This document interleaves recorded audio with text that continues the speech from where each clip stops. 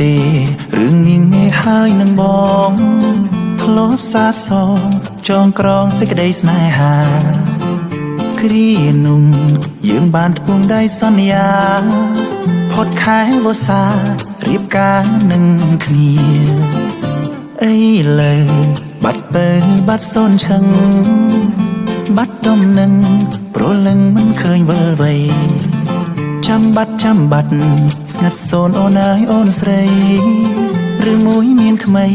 ចោលបងទៅហើយ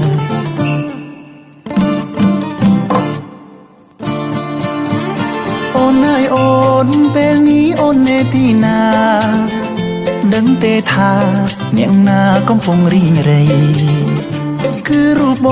ងដែលនៅរងចាំពីស័យចាំសំដីស្រីថាត្រឡប់មកវិញ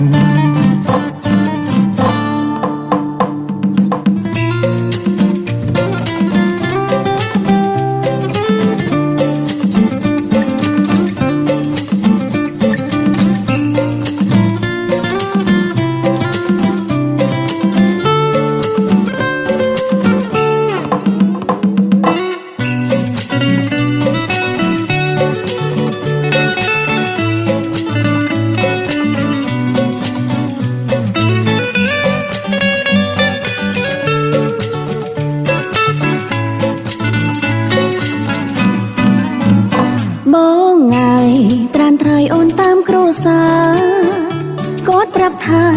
គេនោះអ្នកមានស្ដុកស្ដំគេទៅអាចមើលថែរក្សាមុំ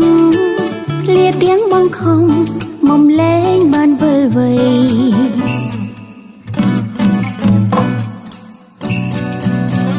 បងអើយបងថ្ងៃនេះអូនចូលរោងការបាយផ្កាស្លាប្រគំបាយខនចងដៃសុំទោសផងសុំបងកុំចាំអូនអីជ្រើសអ្នកថ្មីចុះណាបង